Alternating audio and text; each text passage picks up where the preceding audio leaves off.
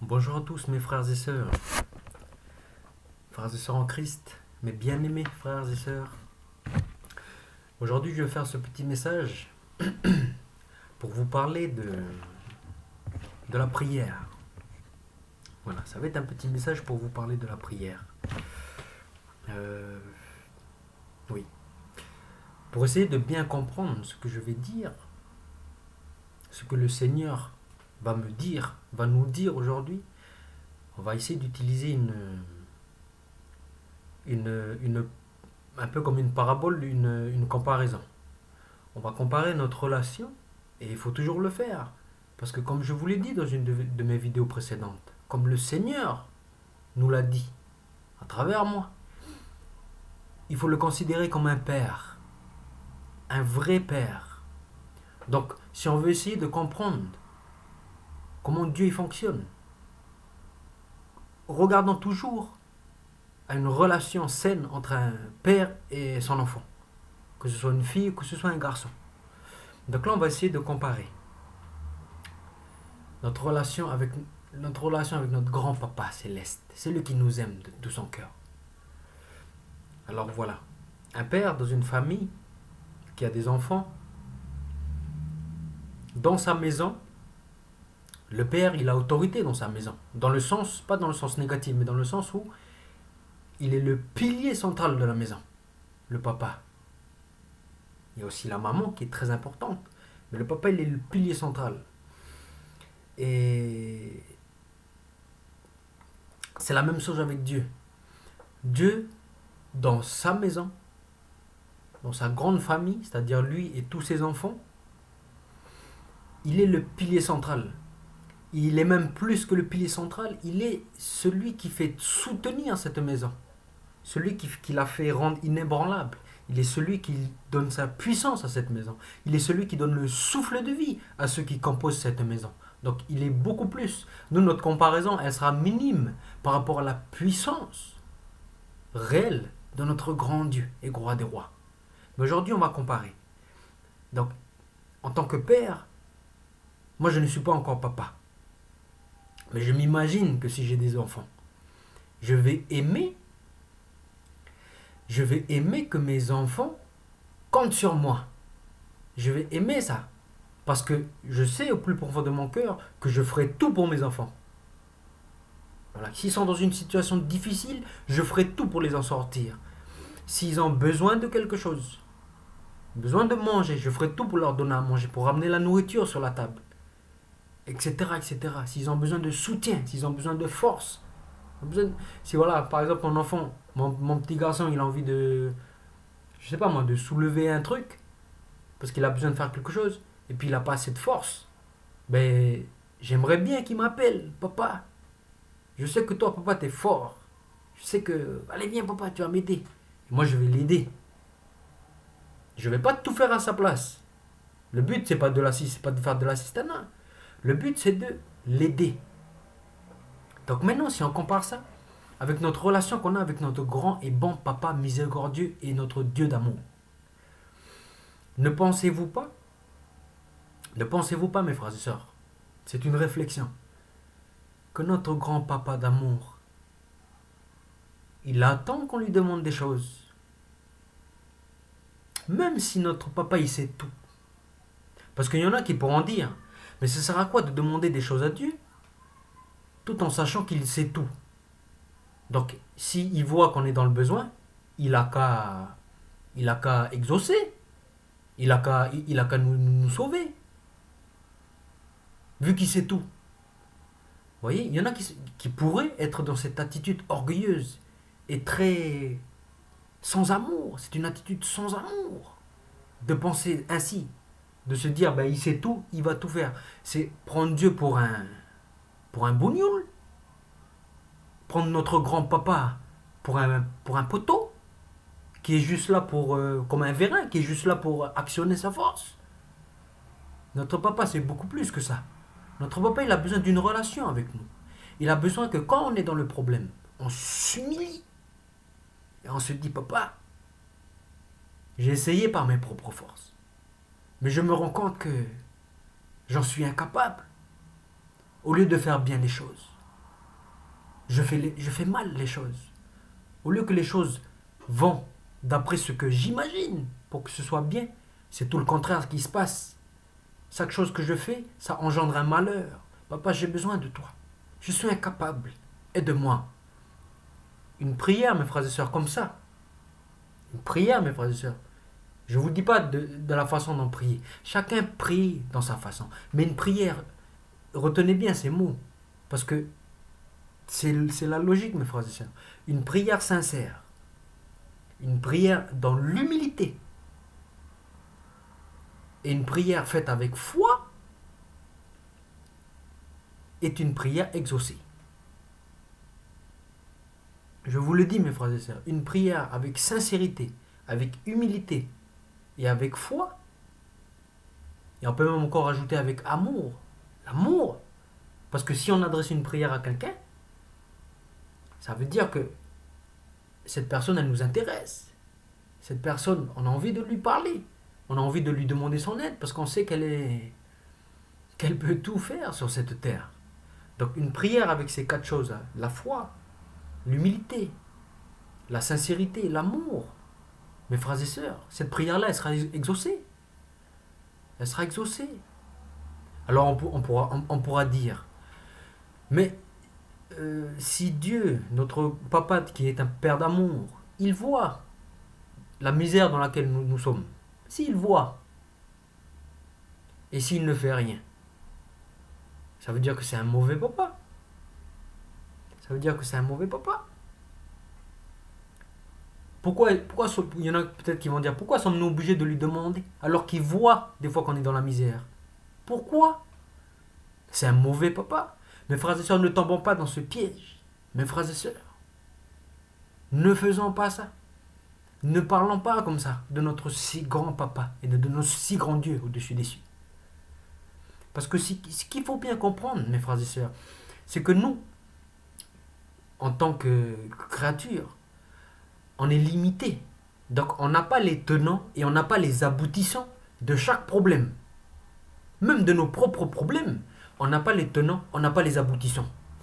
Alors les problèmes des autres, c'est encore pire. On n'a pas les tenants, on n'a pas les aboutissants. Ça veut dire quoi? Ça veut dire qu'on ne sait pas exactement ce qui a causé notre problème et on ne sait pas exactement comment cela va être résolu. Les tenants et les aboutissants. Alors c'est la même chose pour les problèmes des autres. Quand on voit des problèmes des autres, on peut avoir plein d'hypothèses. Ah, mais ça, c'est à cause de ça, à cause de ça. Mais en réalité, tant qu'on n'a pas eu une révélation de Dieu, tant qu'on reste dans les suppositions, on n'a pas les tenants, on n'a pas les aboutissants. Donc on ne peut pas essayer de comprendre, et on ne peut pas essayer de dire, mais Dieu, tu fais rien dans ma vie, je prie pas à toi, mais tu dois venir prendre soin de moi, parce que je suis ton enfant, je n'ai pas besoin de te prier à toi. Mais tu fais rien, je suis toujours dans une situation misérable. Mes frères et sœurs, tant qu'on n'a pas les tenants, tant qu'on n'a pas les aboutissants, on ne peut pas dire que Dieu n'est pas là pour nous. Parce que certes, quelquefois, on ne prie pas à Dieu, on ne demande pas et on est toujours dans la misère et il nous laisse dans la misère. Mais ça ne veut pas dire qu'il nous laisse, c'est-à-dire qu'il a les bras croisés et puis qu'il rigole et qu'il attend qu'on prie, juste qu'on prie. Non, mes frères et sœurs, il nous protège des catastrophes. Il nous protège des catastrophes. Mais ce qu'il faut bien comprendre, c'est que c'est la prière qui nous fait sortir c'est ce qui nous fait sortir des problèmes. Comprenons bien ça, mes frères et sœurs. Comprenons bien ça. Tant que l'on ne prie pas à Dieu, il va tout faire pour nous protéger. Il voit dans le chemin dans lequel on se dirige, il nous protège.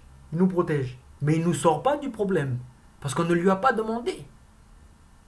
Il ne lui a pas demandé. Et souvent, ce sont nos pensées qui nous condamnent dans nos propres problèmes. On va dire non, je n'ai pas besoin de prier à Dieu, il le voit. Mais mes frères et sœurs, nous sommes hautains. Nous sommes hautains avec notre Créateur. Donc n'ayons pas des pensées comme ça. N'accusons pas notre bon Père qui, je vous le rappelle, il y a 2000 ans de ça, il est descendu, il a envoyé son Fils unique qui est mort pour nous à la croix. Alors maintenant on va dire que c'est un mauvais Père parce qu'il ne prend pas soin de nous. Ne tombons pas dans ce piège de calomnie là, mes frères et sœurs. Parce que notre grand papa est un Dieu d'amour, est un Dieu de justice et d'équité. Et il va toujours relever le juste. Il va toujours relever le faible. Il va toujours prendre soin du pauvre, de la veuve et de l'orphelin. Toujours, ne doutons jamais de ça. Donc maintenant, si on revient sur notre thème de la prière, mes frères et sœurs, vous voyez la logique que c'est tellement important de demander. Parce que si on comprend bien, cette démarche de demander quelque chose, surtout lorsqu'on demande, on demande de l'aide. Cette démarche de demander de l'aide, c'est une démarche d'humilité. Et vous savez très bien que notre papa, il fonctionne comme ça. Il aime l'humilité. Il déteste l'orgueil. La Bible dit que Dieu résiste aux orgueilleux, mais il fait grâce aux humbles. Ça veut tout dire. Tant que l'on sera orgueilleux, tant que l'on refusera devant des problèmes, de faire appel à notre Créateur, de lui demander par une prière sincère. Je ne vais pas vous dire comment prier, mes frères et sœurs. La relation que Dieu attend entre moi et lui, notre grand-papa, entre moi et notre grand-papa, entre toi, mon frère, et notre grand Seigneur, entre toi, ma sœur, c'est une relation personnelle. Ce n'est pas une relation que l'on doit apprendre par cœur. Ok, le matin je vais réciter ça, le soir je vais réciter ça, et puis il n'y a rien, c'est vide, c'est une relation vide. Notre Seigneur, il attend juste la sincérité, l'humilité, l'amour et la foi. Donc voilà mes frères et sœurs, ne négligeons pas ça. Pourquoi? Pourquoi ne négligeons pas la prière? C'est très logique. C'est très logique. On va encore reprendre l'exemple de la famille. Nous mes frères et sœurs, il faut qu'on se représente, tant qu'on sera dans ce corps charnel, il faut qu'on se représente comme des personnes très faibles. Très faibles. Attention, je ne parle pas de l'esprit, je parle du corps charnel. Donc quand on va essayer de faire des choses avec notre corps, des choses où on va essayer de monter des projets avec nos forces, il faut savoir qu'on sera très faible, peu de force, très peu de force. Donc on peut nous comparer par rapport à la force à des petits bébés. À des petits bébés qui n'ont pas beaucoup de force. Parce que les bébés, ils n'ont pas beaucoup de force, ça c'est la vérité. Je parle de la force. Donc imaginez un bébé qui n'a pas beaucoup de force et qui veut tout faire par soi-même dans une maison. Voilà, par exemple, il veut sortir de son lit, il veut, je sais pas moi, il veut faire la cuisine, il veut manger tout seul, tout ça. Est-ce que vous pensez qu'il va aller loin comme ça? Voilà, il demande de l'aide de personne, il veut même pas que ses parents l'aident, de rien, il demande rien. Est-ce que vous pensez qu'il va aller loin? Il va pas aller très loin, mes frères et sœurs. Parce qu'il a besoin d'une force. Il a besoin que son père vienne le sortir du lit. Il a besoin que son père ou sa mère vienne faire la cuisine pour lui, le nourrisse. Il a besoin que son père et sa mère l'apprennent à marcher. Mais nous, c'est la même chose, mes frères et sœurs. Dans ce monde ici-bas sur terre, pour tous les projets que l'on veut bâtir, que tous les projets, on a besoin de l'aide de Dieu. Bon, il faut lui demander. Mes frères et sœurs, il faut lui demander. Vous savez, notre vie, elle repose sur le roc. Le jour où on a accepté le Seigneur Jésus, le jour où on a accepté ce qu'il a fait pour nous à la croix, la signification de ce qu'il a fait pour nous, il nous a lavé de nos péchés. Parce que oui, nous sommes des pécheurs. Nous étions des pécheurs avant de connaître le Seigneur Jésus. Le jour où nous l'avons connu, nous avons décidé de mettre notre espérance en lui, de regarder son sang comme un sang purificateur. Toutes les souffrances qu'il a portées, ce sont nos souffrances. Toutes les maladies qu'il a portées, ce sont nos maladies. Il a tout pris pour lui, il a tout pris sur lui, il a tout endossé, mes frères et sœurs, il a tout endossé. Pour toi, pour moi, pour tout le monde, pour nous individuellement. Prenons conscience de ça. Voilà mes frères et sœurs, mais nous avons besoin de demander. Parce que même si on est reposé sur le roc, notre foi elle est stable. Ok, la maison ne va pas s'ébranler. Mais si maintenant, cette maison-là, elle veut s'étendre, on a toujours besoin du roc. De toute façon, le roc, il est là, il est posé. Mais on a besoin de force pour élargir. Mais cette force-là, on ne peut que l'avoir à travers nos prières, mes frères et sœurs. À travers nos prières. Vous savez, par exemple, je ne sais pas moi, dans la vie, vous avez besoin de quelque chose de vital pour vous. Besoin de quelque chose de vital. Demandez à Dieu, mes frères et sœurs. Demandez à Dieu. Vous avez besoin que dans votre famille, il y ait des révélations. Il y ait des, il y ait vous avez besoin que le Seigneur touche vos familles, touche votre entourage. Demandez, mes frères et sœurs, avec sincérité, avec foi, avec amour, avec humilité. Mais votre parole, que votre prière, au moment où vous allez le dire, et le moment où vous allez dire dans le nom de Jésus, et que vous allez avoir dans votre cœur cette confiance que le papa auquel on adresse nos prières, ce n'est pas un papa incompétent, et ce n'est pas un papa orgueilleux ni hautain qui nous regarde d'au-dessus. Non, c'est un papa d'amour. Il analyse la prière. Si l'analyse qu'on demande, si la prière qu'on demande est une prière qui sera bonne pour nous, qui sera bonne pour notre entourage, qui sera bonne pour la vie en général, mais dites-vous que votre prière elle est exaucée déjà, mes frères et sœurs. Votre prière est exaucée. Et là, vous commencez à comprendre l'intérêt de la prière. Parce que plus vous allez prier, et plus vous allez prendre conscience de si, plus vous prenez conscience de ça, c'est que si votre prière est une prière juste, est une prière qui apporte la paix, qui apporte le bonheur, qui apporte la révélation du Seigneur Jésus, si vos prières se basent sur ça, se basent sur la volonté de Dieu, se basent aussi sur votre existence, vous avez besoin de manger, vous avez besoin d'avoir un logement, si vous demandez sincèrement, mes frères et sœurs, et si à chaque fois vous êtes sûr qu'il va vous exaucer, vous allez comprendre très vite.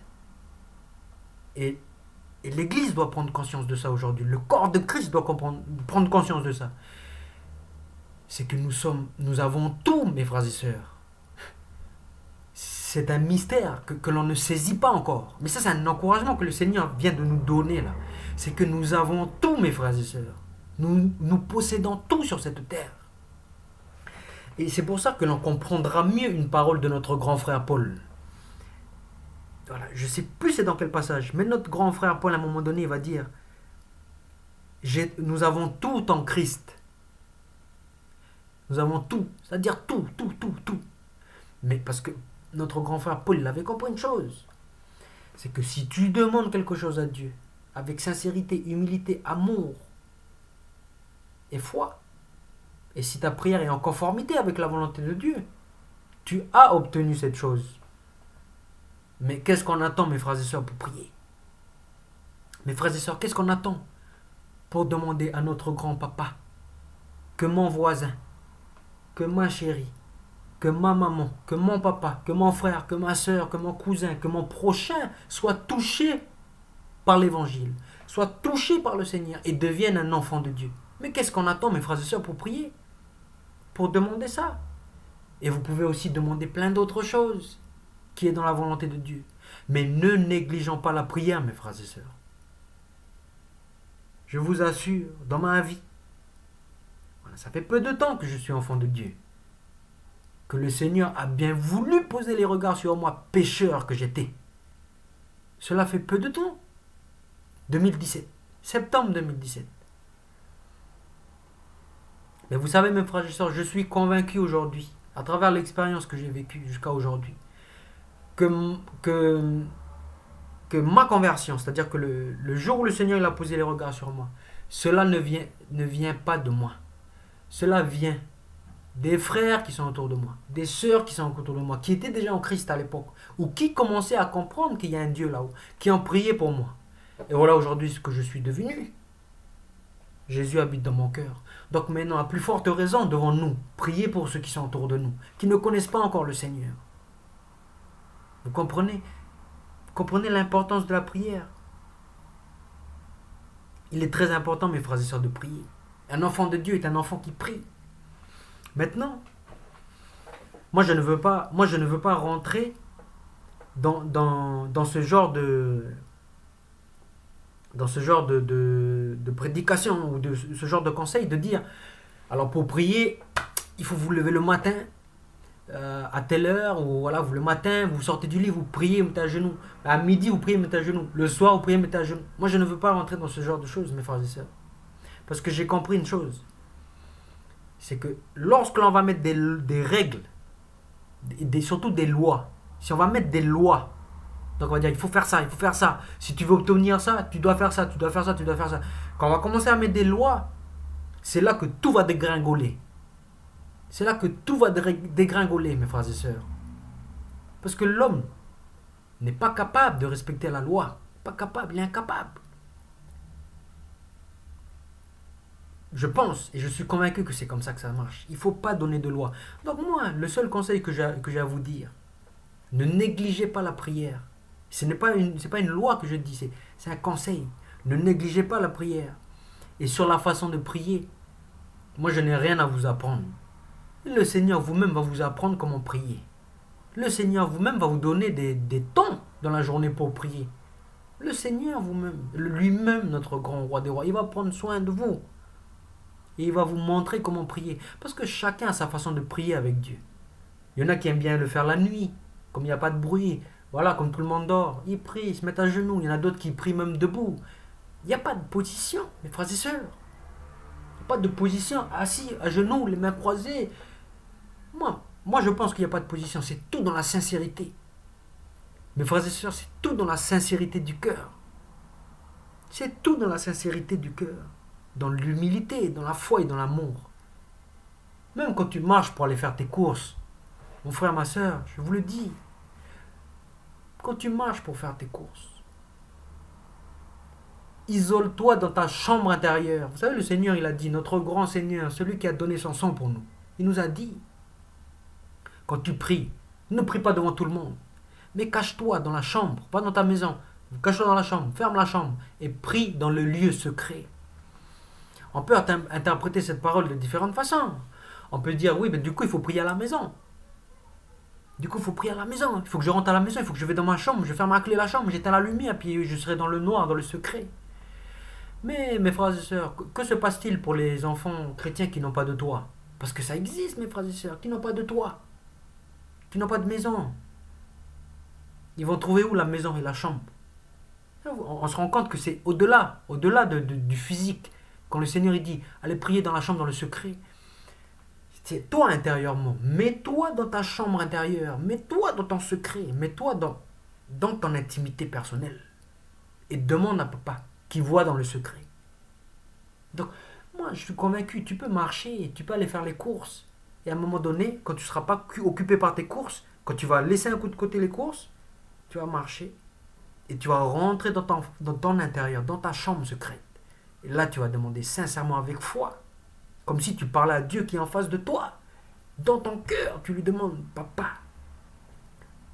fais que cela arrive, fais que cela arrive. Fais qu'il y ait la paix autour de moi, fais que ma famille soit touchée, fais ceci, fais cela. Voilà mes frères et sœurs. Donc je ne veux pas vous dire comment prier, je ne veux pas vous dire à quelle heure comment prier. Ça, c'est pas à moi de dire ça. La seule chose que je peux vous conseiller, mes frères et sœurs, c'est que ne négligez pas la prière. Elle est tellement puissante. Et c'est elle qui fait avancer les choses, mes frères et sœurs. C'est elle qui fait avancer les choses. Quand le Seigneur, il a dit, quand vous allez prier avec foi, voilà, le Seigneur, il parle du plus important, la foi. Moi, tout à l'heure, j'ai parlé de l'humilité, de la foi, de l'amour et de la sincérité. Le Seigneur, lui, il met l'accent sur la foi. Et c'est le plus important, la foi. La foi de quoi, mes frères et sœurs? Mais de quelle foi parle-t-on? Parce que, mes frères et sœurs, réfléchissons 2 secondes. Est-ce que c'est la foi de se dire, je crois en Dieu, du coup j'ai la foi, je prie, j'ai la foi? Ou est-ce que la foi de dire, je sais que Dieu, il est dans mon cœur, du coup quand je parle comme ça dans ma tête, je sais qu'il entend? Il y a cette foi-là. Moi, je ne pense pas que ce soit cette foi-là. La foi que notre Seigneur, Yeshua HaMashiach, nous a dit, quand il a donné l'exemple que si tu pries avec foi et tu demandes à la montagne, ôte-toi d'ici et jette-toi dans la mer, cette foi-là, mes frères et sœurs, c'est laquelle? Et notre grand frère bien-aimé, Jacques, je pense que c'est Jacques, dans l'une de ses lettres, il nous le dit aussi. C'est la foi de petits points, quand tu pries, tu sais que tu es exaucé. C'est cette foi-là, mes frères et sœurs. Parce que les démons, mes frères et sœurs, réfléchissons. Les démons, ils croient en Dieu. Ils savent qu'il y a Dieu. Mais vous croyez que si les démons ils vont demander quelque chose à Dieu, vous pensez que Dieu il va exaucer leur prière? Si Satan qui croit en Dieu, Satan il a la foi en Dieu, il croit en Dieu. Vous pensez que Satan, s'il demande quelque chose à Dieu, Dieu va l'exaucer? Donc ce n'est pas cette foi-là juste de croire en Dieu, c'est cette foi de croire que ce que tu demandes, il n'est pas rentré dans une oreille d'un sourd, il est rentré dans l'oreille de ton papa, de celui qui t'a aimé le premier et qui t'aimera toujours le premier avant tout le monde. Il est rentré dans cette oreille-là. Il est rentré dans l'oreille de celui qui a tout créé. Tout ce que tu vois, il a tout créé. Donc, mes frères et sœurs, quand tu demandes n'importe quelle chose qui est en conformité avec son amour, sa justice et sa sainteté, mais quand tu demandes à une telle personne, mais tu sais qu'elle exaucée, la prière, mes frères et sœurs, tu le sais. Tu n'as même plus besoin de douter. Donc voilà, ne doutons pas, mes frères et sœurs, quand tu pries, mes frères et sœurs, mon frère, ma sœur, quand tu pries, si tu es convaincu dans ton cœur que ta prière elle est en conformité avec l'amour de Dieu, la sainteté de Dieu et la justice de Dieu, donc qu'elle est en conformité avec la volonté de Dieu, parce qu'il faut prier selon la volonté de Dieu, tu sais qu'elle a exaucé ta prière. Et si le jour où tu auras cette foi, c'est-à-dire tu demandes quelque chose, tu sais que c'est exaucé, la chose va se réaliser. La chose va se réaliser, mes frères et sœurs. C'est un conseil que je nous donne. Travaillons cette foi-là. Travaillons cette foi-là. De dire quand je demande quelque chose en conformité avec la volonté de Dieu le Père, avec la foi de savoir que ce que je vais demander, ça va se réaliser. Et alors, je vais m'entraîner à ça. Entraînons-nous à ça, mes frères et sœurs. Parce que ça peut changer le monde. Ça peut tout changer, mes frères et sœurs. Ça peut tout changer. Alors ne négligeons jamais la prière. Jamais, jamais, jamais. Après, vous voyez, il y a plusieurs prières. Enfin, il y a plusieurs prières. Vous savez, en plus ça, je n'ai même pas besoin de vous dire normalement. Et là, je veux vous le dire, mais je sais que vous savez déjà, mes frères et sœurs. Parce que je sais que Dieu, notre grand papa, il vous a déjà éduqué. On n'est pas voué à tout le temps demander des choses à Dieu. C'est comme un enfant, il ne va pas tout le temps demander à un enfant, je veux ça, je veux ça, je veux ça, aide-moi, aide-moi, aide-moi, j'ai besoin de toi. Non. Il y a des fois, il va dire, papa, je t'aime. Papa, je t'aime bien. Il va prendre dans ses bras son papa. Il y a des fois, il va dire, merci papa. Merci mon papa. Je t'aime fort mon papa. Ben nous, c'est pareil. On va pas tout le temps dire, je veux, je veux, je veux, je veux, je veux, je veux, je veux. Des fois, il y a quelques fois, il faut exprimer notre gratitude. Mais ça, je n'ai même pas besoin de vous le dire, mes frères et sœurs. Mais il y a encore des encouragements. Glorifions le Seigneur à travers des louanges, à travers des remerciements, à travers de l'adoration. Voilà, je t'aime, Seigneur. Laissez votre cœur parler. Et après, demandez aussi des choses. Quand vous voyez que vous êtes devant un mur, ben, dites à ce mur-là, sors de là. Demandez à papa de prendre ce mur-là, de jeter à la poubelle. Et quand vous demandez ça et vous savez qu'il va exaucer, vous allez voir qu'il y aura toujours un temps. Il y aura toujours un temps de décalage. C'est-à-dire, il y a le mur là. Il y a le mur qui est là. L'obstacle. Donc nous, on va demander à notre papa de virer l'obstacle là, parce qu'il nous gêne dans notre démarche de sanctification ou il nous gêne dans notre survie, tout simplement. On marche, on va demander la chose. Au moment où on demande, on sait que c'est exaucé, mais on voit toujours le mur. Il est là le combat. Il est là le combat de cette foi-là. Quand je vous dis qu'il faut travailler sur la foi, quand on demande, on est exaucé, c'est ce combat-là, c'est quand on va demander, on sait que c'est exaucé, mais on va toujours voir le problème. Du coup, il y a quoi qui va rentrer? Il y a le doute. Le doute va rentrer. Mais nous, on avance toujours. Vous savez, il ne faut pas stopper. Parce que si tu stoppes, c'est fini. Si tu stoppes, c'est fini. Si tu stoppes, c'est fini. Si tu commences à douter, ta prière, elle est annulée, mes frères et sœurs. Il faut bien comprendre de ça. C'est comme l'exemple, mes frères et sœurs. Dans la Bible, il y a beaucoup d'exemples qui nous illuminent, qui nous expliquent. À un moment donné, il y a notre grand... Il y a un frère à nous, bien-aimé, Pierre. Notre frère Pierre. Il était dans la barque. Et puis, il y a le Seigneur... C'était la nuit, je crois. Il y a le Seigneur Jésus. Il n'était pas avec eux, le Seigneur Jésus. Le Seigneur Jésus, il marchait sur l'eau. Oh, notre grand Seigneur. Il maîtrise les éléments. Le Seigneur, il marchait sur l'eau. Et là, il y avait les disciples dans la barque. Et puis, c'était la nuit, du coup, ils regardent dans l'eau comme ça, puis ils sont en train de paniquer. Ils se disent, mais... Ils ont cru que c'était un fantôme. Ils ont fait, il y a un fantôme. Le Seigneur, il marche. Et là, regardez, Pierre, il fait une prière. Pierre, il fait une prière au Seigneur. Il dit, Seigneur, si c'est vraiment toi, permets que je te rejoigne et que je marche sur l'eau. Ok, il a fait la prière. La réponse du Seigneur, c'est quoi? C'est oui, viens. Du coup, Pierre, il sort. Il voit l'eau. Il voit l'eau, Pierre. Et il sait que si tu vas dans l'eau, tu coules. C'est comme ça, c'est la loi, la gravité humaine. Tu vas sur l'eau, tu coules. Il voit le problème. Mais il ne regarde pas le problème. Même s'il est là, le problème. Il écoute la parole.